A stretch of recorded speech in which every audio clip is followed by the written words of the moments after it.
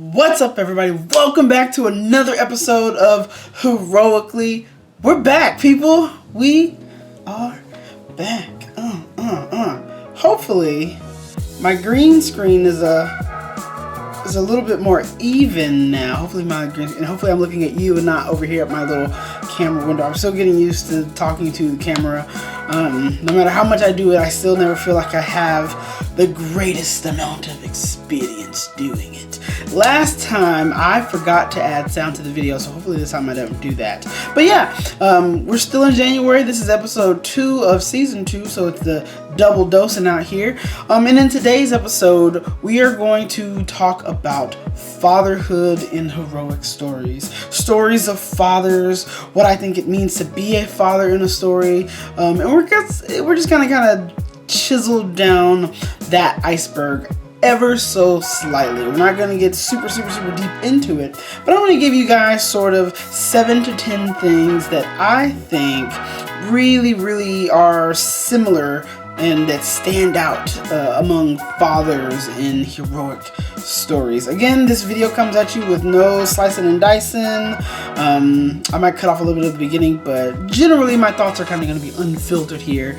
And eventually I'm going to get this back on Spotify and all those other places since I'm no longer using Anchor to record. But without further ado, I've already said enough.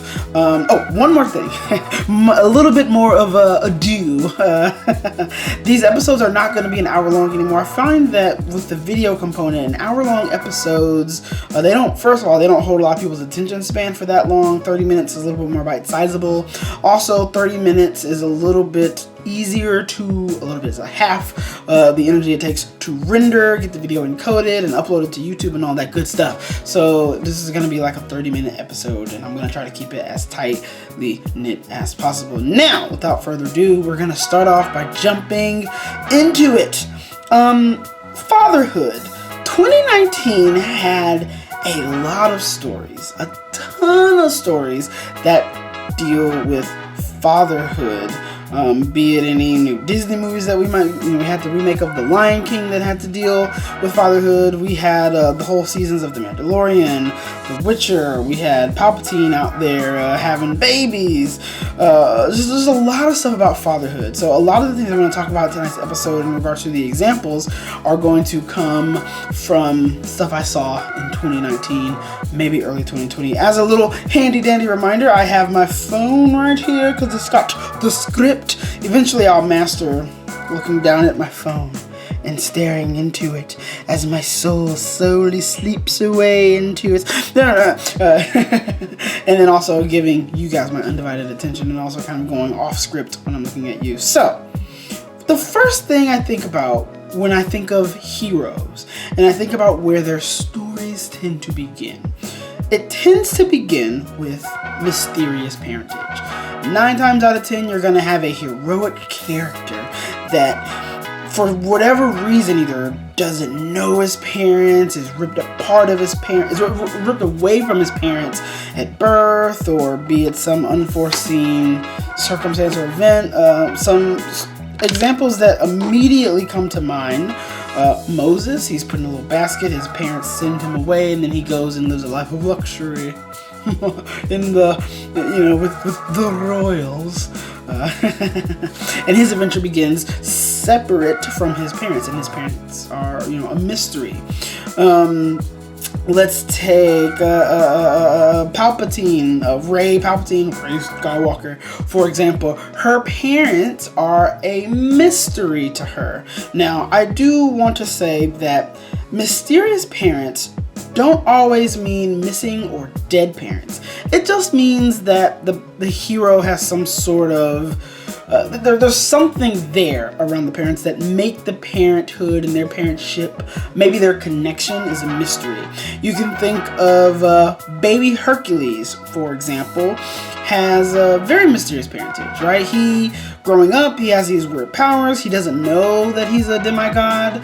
And he has the parents of Zeus. I forget, who was Hercules' mother, Grace, off camera? Hera! Mysterious parentage. So mysterious doesn't necessarily mean dead. Don't always necessarily mean missing. going back to that about mysterious parentage, let's talk about Palpatine for a second. And I say Palpatine, I mean Rey Palpatine. This is not going to be an episode where I try to figure out who in their right mind slept with Emperor Palpatine. We're not going to go there. But I will say off the bat, I do think that he obviously used his Jedi mind tricks to to purple man some unfortunate Jessica Jones type to lay with him and then have a baby. Can I say that in 2019? Nope. But it's 2020, so But yeah, so that's so mysterious parentage is kind of the first thing of which we're thinking about here in regards to heroes and fatherhood.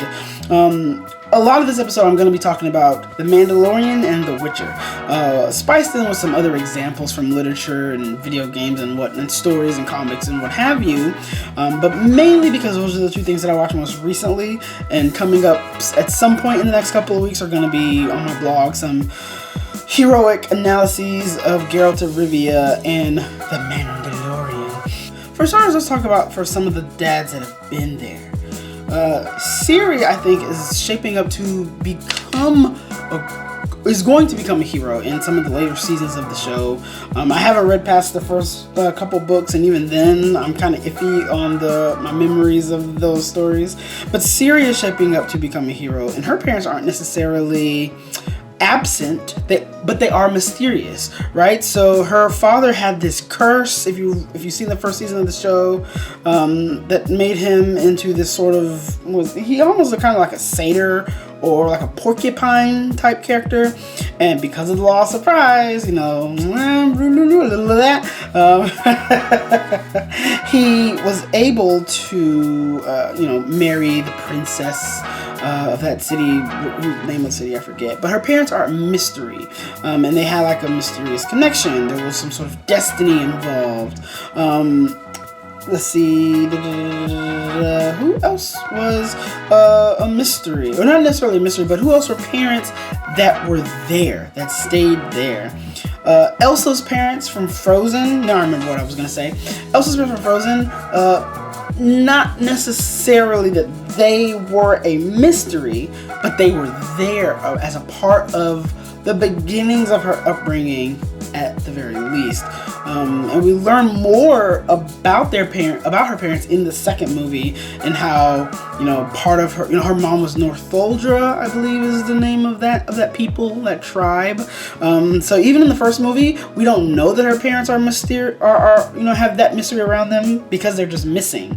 But we do see them. Mufasa, there is an air of mystery around him, but he is still there. In the beginning of the movie, we see him pass on lessons to Simba, right? But he disappears, and the mystery for Mufasa comes in with the sort of spirit realm in which he exists, and how he continues to support Simba even after he is gone. There's all that level of mystery around it.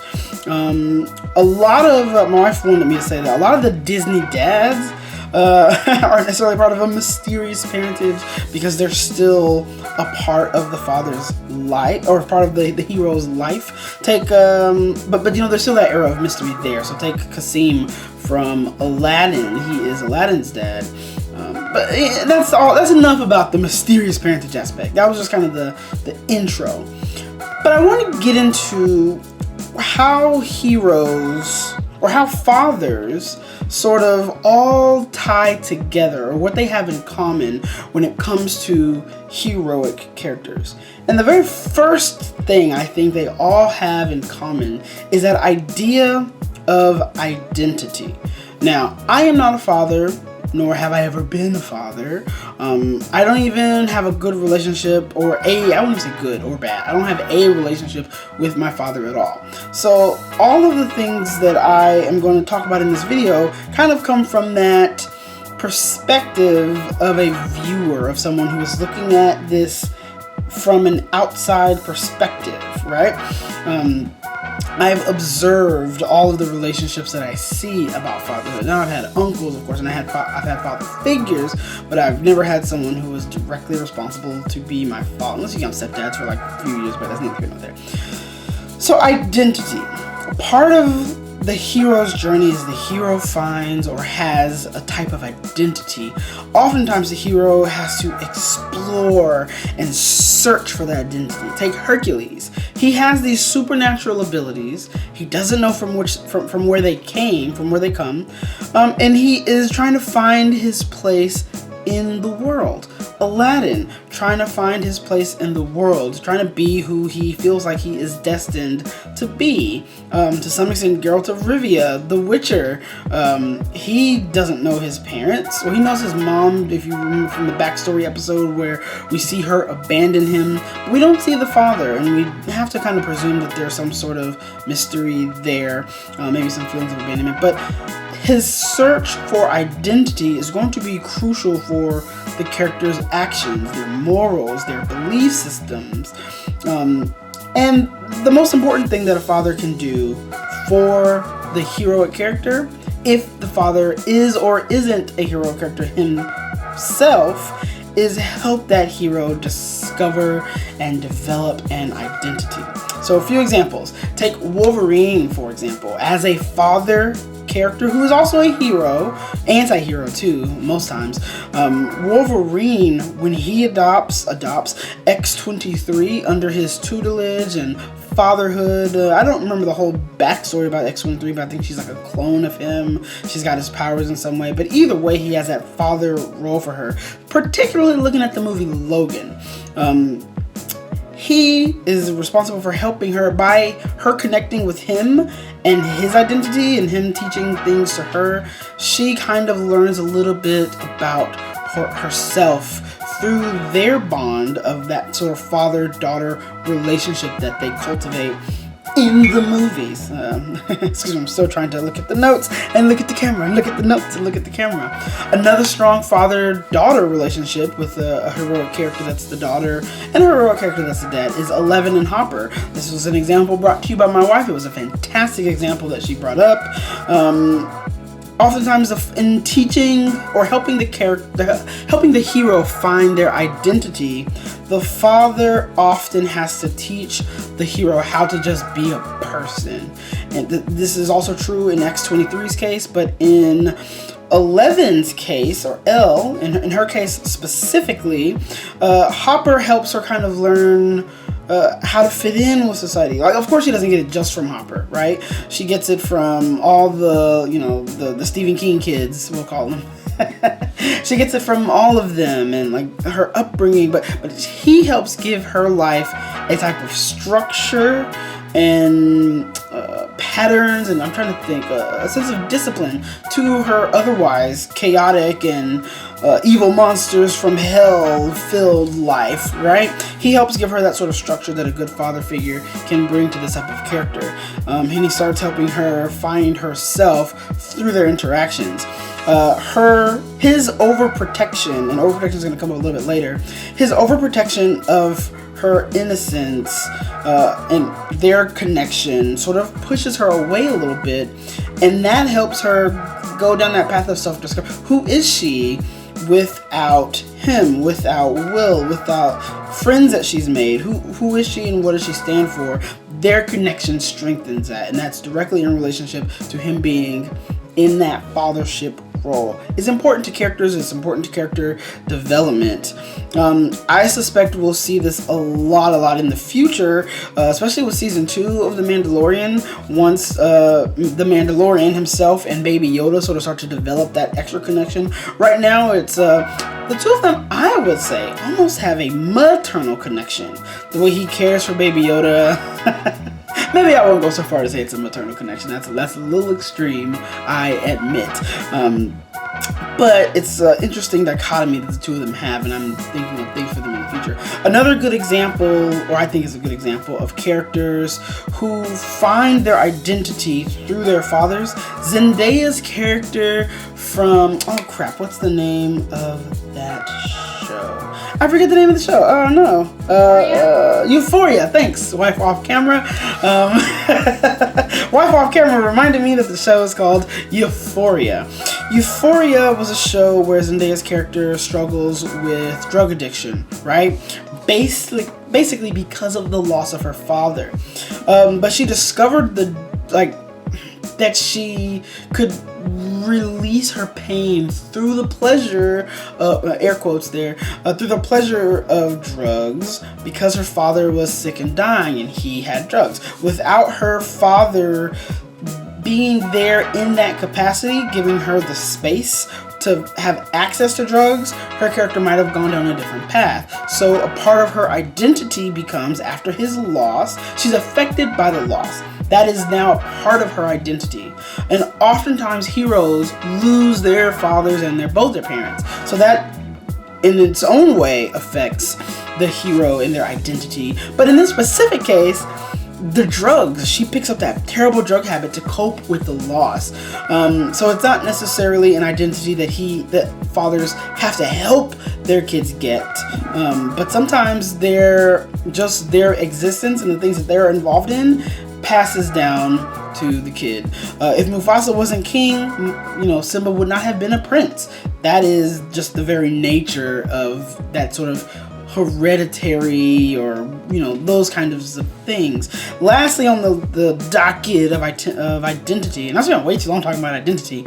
I can dig deeper into this topic and give more examples, but I should move on. Is Matilda. This is an example of how, bless you, Kitty off camera. That's his name now. He's Kitty off camera. I don't know which one that is, so anonymous Kitty off camera. But Matilda and Danny DeVito's relationship in the movie Matilda, I don't know much about the books and such, but in the movie, she learns from Danny DeVito her identity. She challenges her own morals and beliefs by seeing what she does not want to become, which is the morals and beliefs represented by the Danny DeVito character, her father, who is like a slimy used car salesman who sells all these broken parts and such. She observes him and learns about herself and learns what she likes and doesn't like, basically just by watching and, deciding for herself what can be morally good, what can be morally bad. She reads a lot, she makes her own opinions, very bright character.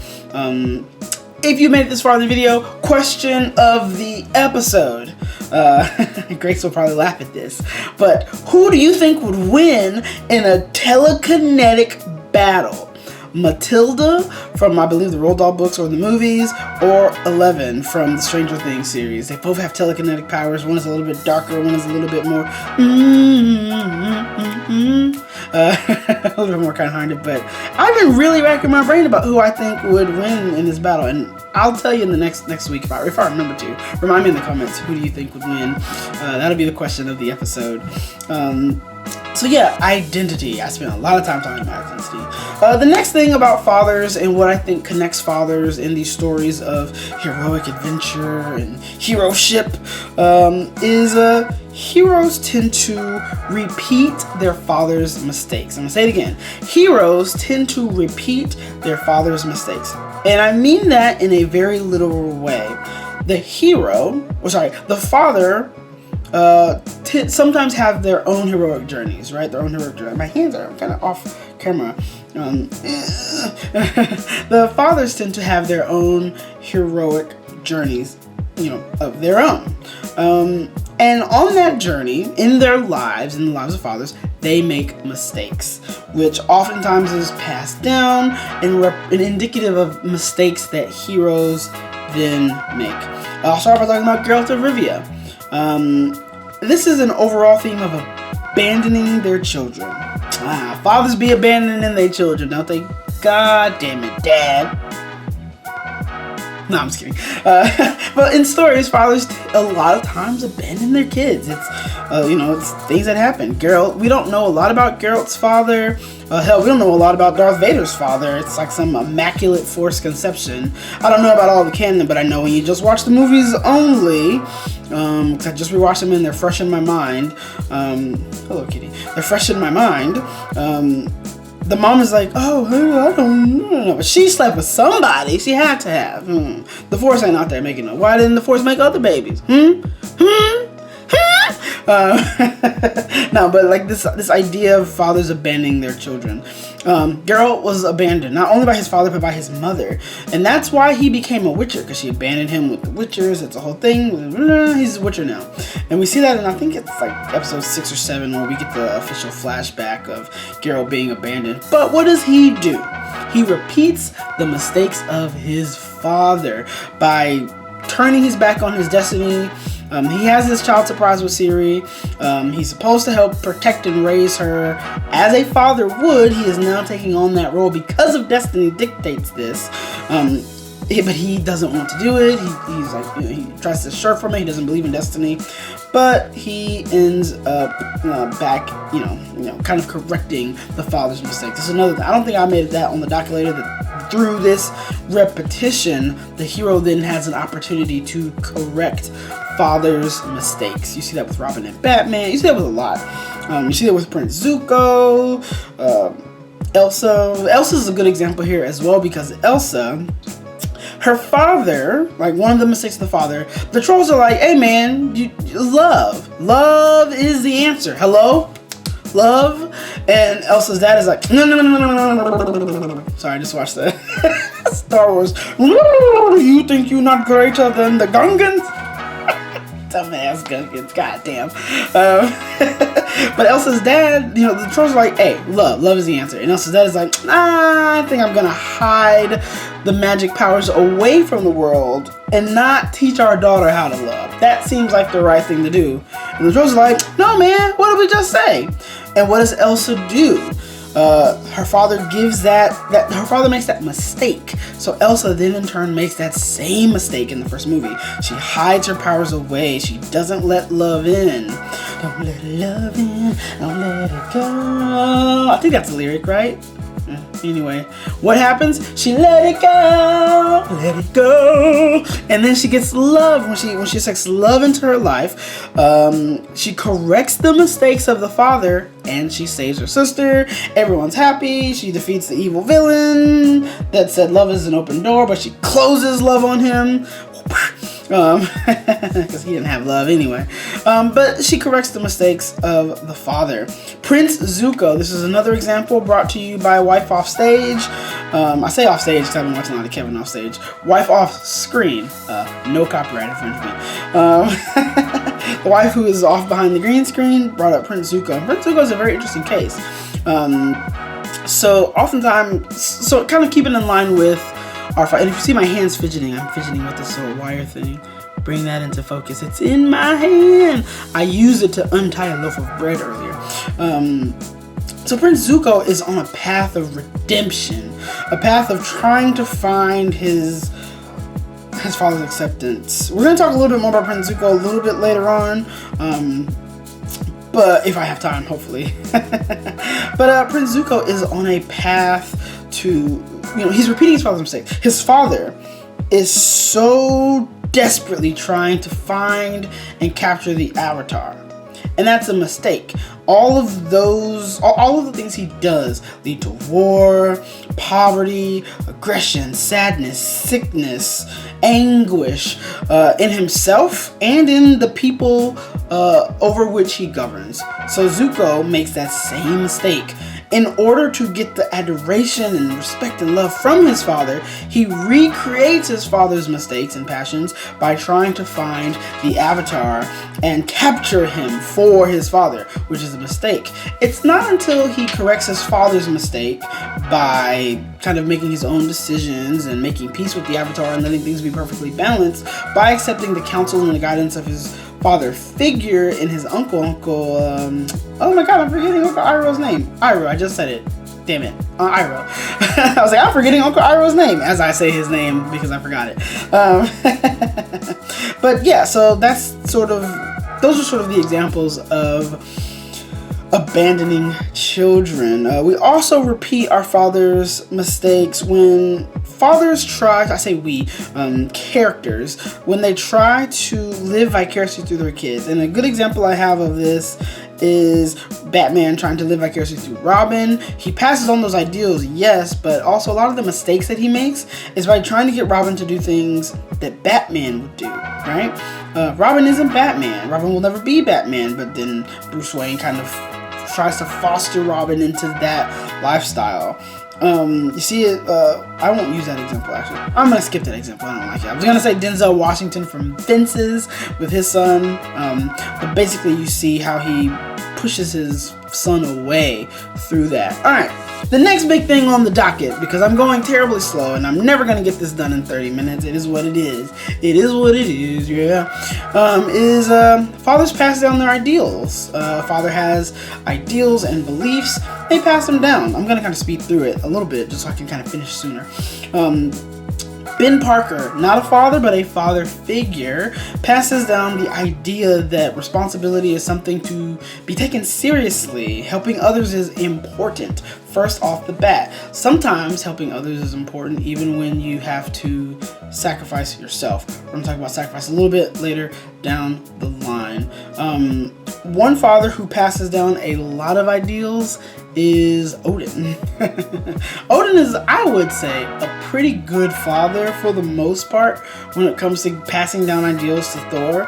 He's another example of a father who's not necessarily mysterious in the strictest sense of the word, but is there, is present throughout the hero's journey for the most part. There is a part where the hero is separated from the father and there is still the atonement, but the father is there and present and actually helps raise Odin. Even though he's an adult, he'd still be dropping lessons in raising Odin before he passes away, or raising Thor before he passes away. But fathers pass down their ideals. Another good example of this is Master Splinter from the Teenage Mutant Ninja Turtles. They would neither be ninjas, they'd still be Teenage Mutant Turtles, but they wouldn't be ninjas without Master Splinter. They wouldn't be the good Samaritans that they are without the ideals and teachings of Master Splinter. Leo wouldn't be as dedicated to being a strong leader. Raphael wouldn't be dedicated to being such a strong martial artist. Michelangelo wouldn't be such a family man, and Donatello probably wouldn't have a focus on education and wisdom and intelligence if it wasn't for the ideals that Master Splinter teaches them as a family that keeps them together as heroes. But also, you know, he passes down his ideals. It's important for fathers to do that with their children, their heroes, their hero babies, their little baby heroes. Ned, aka Eddard, aka Ned Stark, passes down all the ideals to his family, good ones and bad ones. And you see those ideals play their ways into all of the intricacies of the Game of Thrones stories. I could spend hours talking about Eddard's teachings and how his ideals shape and change the Stark family as a whole. His ideals lead to Robb Stark's death. Not necessarily. Let me take that back. The lack of following Eddard's ideals leads to Robb's death, right? The sirens are blazing. Sorry if you can hear the sirens in the background. People living in New York, that is the issue. Go save the people. Be heroes, not distractors. Eddard, so not following the ideals can oftentimes hurt the heroes. Going back to Ben Parker, when Peter doesn't follow those ideals that he's instilled, there's calamity. So maybe if a father has good ideals and the hero chooses not to follow them, then calamity ensues, right? Going back to the Ninja Turtles, when the Ninja Turtles sort of forget their lessons that Splinter teaches them, calamity ensues. Robb Stark loses his honor by marrying out of love instead of marrying out of duty. Calamity ensues. You see where I'm going with this, right? Sometimes love is the death of duty. I also feel like I have a really shiny head because I just put lotion on and I got my lighting just right for the green screen. Oh, my hair's looking a little bit gray. It's looking a little bit gray. Back on topic. We're about halfway through. And the last few topics are going to kind of steamroll, I believe. I think so. I think it's important to note also, in addition to fathers passing down their ideals, fathers can be upwardly shaped by the heroes, right? Sometimes what the hero does directly impacts who the father is and who the father becomes. The Mandalorian is not one who favors connection. His literal identity is that of solitude. He is not supposed to let other people in. He wears the helmet of the Mandalorian, so no one sees his face. This is the way. This is the way. That is the way. This is the way. Helmet covers his face, locks his identity from the external perceptions of who he is. Then here comes Baby Yoda. Hey, cute little Baby Yoda. So cute. Shiny, Baby Yoda comes along and he's so freaking cute and adorable. But the connection, the Mandalorian learns to think of someone other than himself. The first time he does this in the series, I think so, is when he goes back to rescue Baby Yoda. He says, to hell with the bounty, this is wrong, and he's thinking for the first time of someone that's not himself. That is character change in episode 2 or 3 off the bat. So the Mandalorian begins to change. And throughout the journeys of protecting Baby Yoda from the Empire, or whatever they're calling themselves these days, the Galactic fucking whatever. We'll just call them the Empire for this sake. He's protecting Baby Yoda from that. He meets... I should have looked up all the characters' names. These will come in my official reviews of these things, but which are very late now, I guess. But oh well, I do things when I do them. Damn it. The lady, Gracie, if you know any of these names, sound off camera. Carradine, the old man. I have spoken. We'll call him Mr. I've spoken. And I forget his name. I forget all the characters' names. I can't even remember the actor who plays the black guy. God, what is his name? I love him as an actor. Anyway, that motley crew, they all are connected to him because of the breaking down of the walls of solo identity with Baby Yoda. And even in the end, he and Baby Yoda go off on the grand space adventures. Can't wait for season 2. Siri teaches Geralt about destiny because his destiny is drawn to her to be a father figure for her, even against his own desires. So that is something that's very interesting. And then the ultimate father being shaped by their child is Darth Vader. My wife had a good point here about Darth Vader as a father. Every time he even thinks that he's a father, he changes. Let me tell you what I mean by that. In the beginning, before he's going to have kids, right? He is like, I'm going to try my best to be the best Jedi that I can be. That's what I've been training to do. It's my dream. It's what I want to do. Even though I don't feel like I'm very good right now, I feel like there's something missing. I'm lost, blah, blah, blah, blah, blah, emo, whatever. Then Padme is like, oh, Anakin, I'm having a baby, Anakin. We're pregnant, Anakin. We must tell the council. Can you tell Obi-Wan? You can tell Yoda. You can tell Mace. They won't care. Oh, we can move back to Naboo and we can raise our family together. And then he goes from wanting to be the best Jedi to wanting to be a good father to then he's so wanting to be a good father that he turns to the dark side, right? Stay with me. Bear with me. Now, fast forward through stories and books and video games and movies and comics and spin-offs and toys and games and foods and Szechuan sauces and whatever.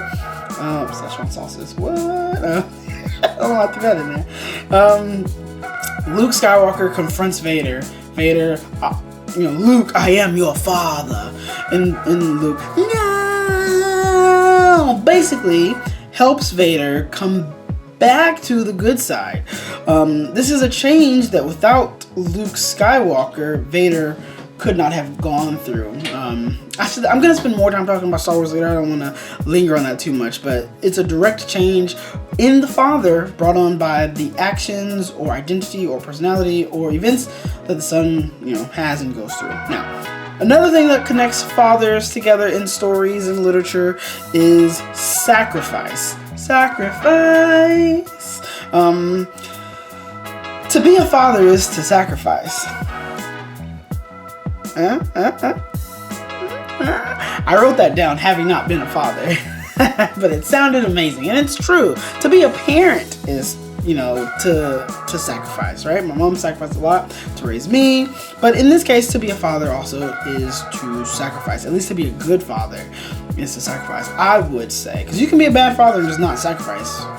But that probably means you're a bad father. It probably means you're absent in a way that doesn't mean nuance. There's technicalities in there that I can think of, but to be a father is to sacrifice. Now, Mufasa sacrificed a lot to protect Simba. He sacrificed a lot to help raise the next king of the Pride Lands and Pride Rock. Ned Stark sacrificed so much to to help his children and his offspring become the heroes that they were meant to be. He was so honor-bound that he literally sacrificed his life. We'll talk about the nuances of that later, but sacrifice. To be a father is to sacrifice. And oftentimes that sacrifice is the sacrifice of their self. You often see the loss of the father will help lead to the hero's adventure beginning. That is why oftentimes with mysterious parentage, you do see fathers being absent. And that kind of goes hand in hand with oftentimes you have heroes who need to atone with the father or for a father's sins and whatnot. But the loss of the father this is the next thing that ties fathers together. When a father is lost, the loss of a father can create what I'm going to call in this case a shadow. I'm probably not using that term correctly, but how I'm using it here is basically just generally an affliction in the heroes. It's like psyche and their adventure and their goals. It causes a pain in their life. Mufasa's death directly impacts Simba's future narrative. He is thrust into a life that for which he is not ready. He's not ready to be king. He's not ready to live a life without his father. So what does he do? He runs the fuck away. Throw a fuck in there, just 2 fucks. 3 infinite amount, because this is going to be on YouTube and I'm not trying to break any copy law. So this video, friendly reminder, not for kids. 13 or older, please. Thank you. 1 more fuck for good measure. But Mufasa dying since Simba runs away. He's not ready to face he's not ready to step up to that level where in the world where his father is gone. Take Black Panther as an example. The loss of his father makes him kind of become Black Panther a little bit sooner. Not necessarily. I think he was Black Panther before the father lost, but he has to do things as a leader in the community that he wouldn't have to do without his father, with his father being there, right? So the loss of the father creates a shadow.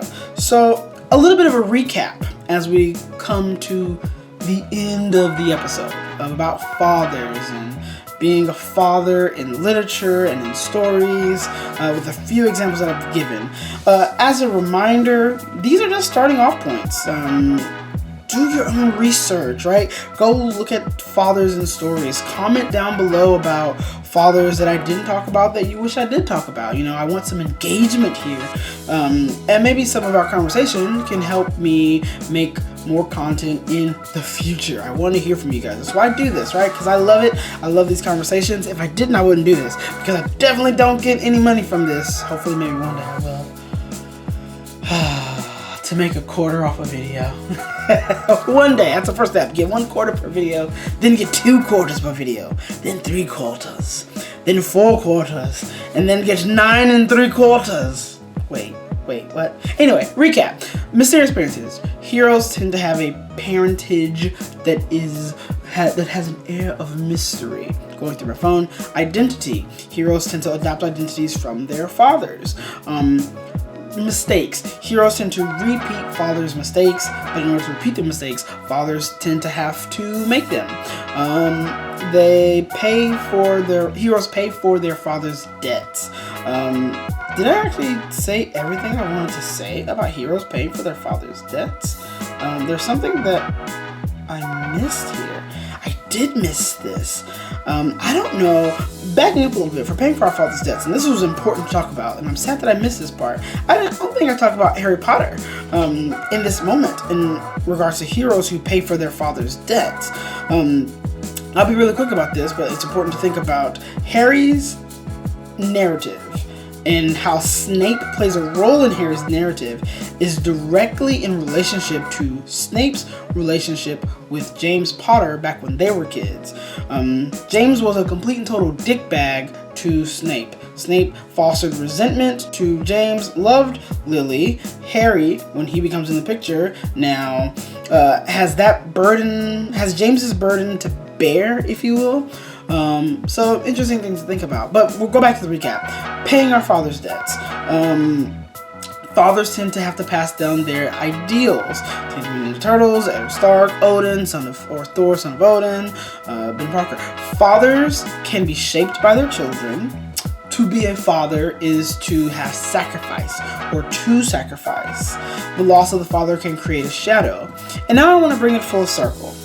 The last thing that ties fathers together in literature and narratives and stories, a lot of those of heroic pursuits and whatnot, is that unobtainable expectations of the father can often burden the hero. Unobtainable expectations of the father can often burden the hero.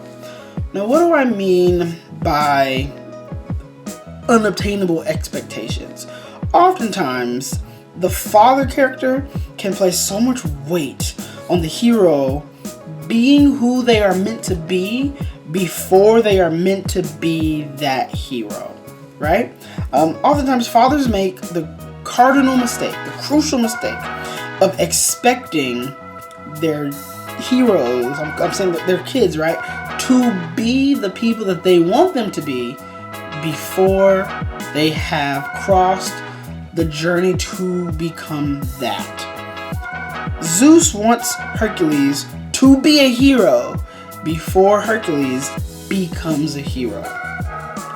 No, I won't do that one. Ben Parker wants Spider-Man to be a responsible hero. Well, not hero in this particular case, but he wants him to be a responsible person, make all the right decisions before he has had the chance to make any mistakes. Not truly, right? Let's see, who else? Basically, fathers have these expectations of their kids, of their children, to be what the stories end up shaping them into. So it's kind of a catch-22, maybe not a catch-22, but it's kind of ironic in that way that oftentimes the father has these unobtainable expectations for the hero, and the hero in turn tries so desperately to match those expectations that ends up propelling them on that journey to find that, to try to be that, and inadvertently they tend to find something else that becomes who they are meant to be, because it starts off with the father, bringing us back around full circle to the thing that brings all fathers together in stories, helping the heroes find their identity. So yeah, that's been my kind of discussion on fathers in literature. It was a very quick discussion. I went way over 30 minutes. Maybe not way over 30 minutes. I went about 10-15 minutes over 30 minutes. It might be a little shorter when I cut it down some, because there's some parts where I messed up. I'm gonna have to cut those sons of bitches out. But yeah, the villain of the week. The week of Sunday, January 5th through Saturday, what's the Saturday after January 5th? The 11th. Saturday, January 11th, that week. So this week, Grace and I saw Beetlejuice. Another story, surprisingly, that had a lot to do with fatherhood. We saw the Beetlejuice on Broadway, specifically is what I'm talking about. On the show led by Alex Brightman, Sophia Ann Caruso as Lydia. The couple that plays the couple. I don't remember their names. But the villain of the week is the Winter Garden Theater. They are closing. I don't even know if they're responsible, but they're my villains of the week. And Hugh Jackman. Ah, damn you, Hugh Jackman. Beetlejuice is a fantastic musical. I'm so happy that I got to see it during its initial run on Broadway, because my wife and I live in New York and we went to see it. Fantastic show. Has to do with fatherhood. I'm learning that just as I'm talking about it right now. In the musical version, Lydia's mother dies.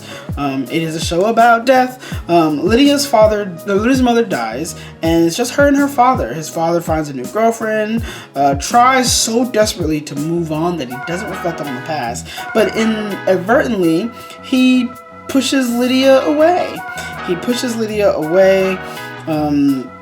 Through his choice to try to just move on, and Lydia becomes obsessed with reconnecting with her mother, finding her ghost, or being obsessed with death. She turns to darkness and the occult. They move into the house. She teams up with Beetlejuice to get rid of. It's a whole thing, but that relationship, at the end of the day, it's a story about a father and daughter relationship and how people tend to deal with grief and what lengths they're willing to go to avoid confronting and dealing with grief. So I'm grieved because that show is being canceled. So the villain of the week is Hugh Jackman and the freaking Winter Garden Theater Company. Why are they the villains, you ask? Well, because they're closing down the show. Hugh Jackman isn't necessarily closing down the show per se, but he's starting in a revival of the stupid old Music Man. I'm gonna see it, but that's neither here nor there. It's stupid. I want Beetlejuice to get all the love it deserves. I found out, by the way, since I'm on the subject of Beetlejuice, it was robbed. I haven't seen, what's the thing that won a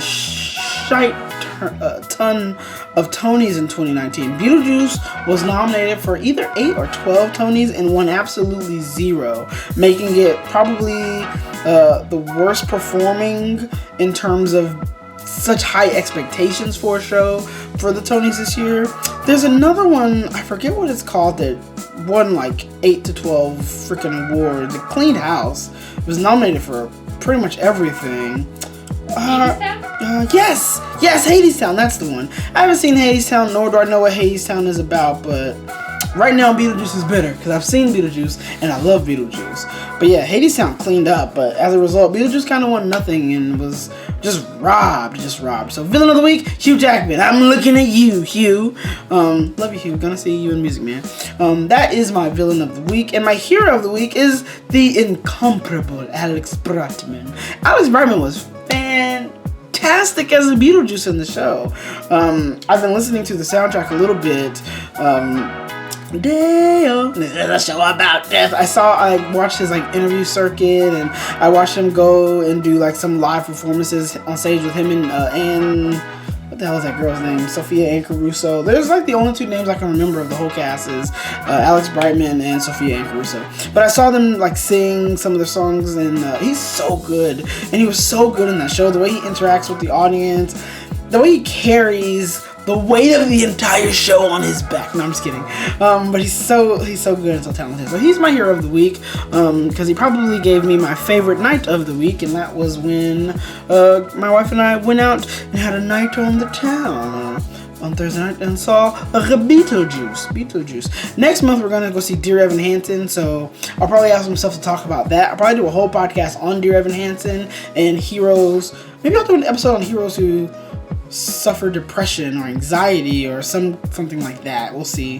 That's way outside of my comfort zone to discuss, but I might do it anyway. It's 2020, breaking outside of our own comfort zones. But yeah, that's the hero of the week. That's the villain of the week. Thank you guys so much for watching this second episode of season 2 of Heroically. I've been your host, Riakeem Kelly. Check me out on all the social media. I'm just Riakeem everywhere. I'm gonna be doing a little gaming on Twitch. If you're interested in hearing more of my thoughts on The Witcher, come toss a coin to me. Toss a coin to your Twitcher. I'm the first person to make that joke, right? But yeah, as always, I love you. I hope you love me. I learned something. I hope you guys learned something too. I actually learned a lot in this episode, just putting all my thoughts together. And yeah, I had fun. I hope you guys had fun too. This has been another episode of Heroically. Some kind of closing of the camera.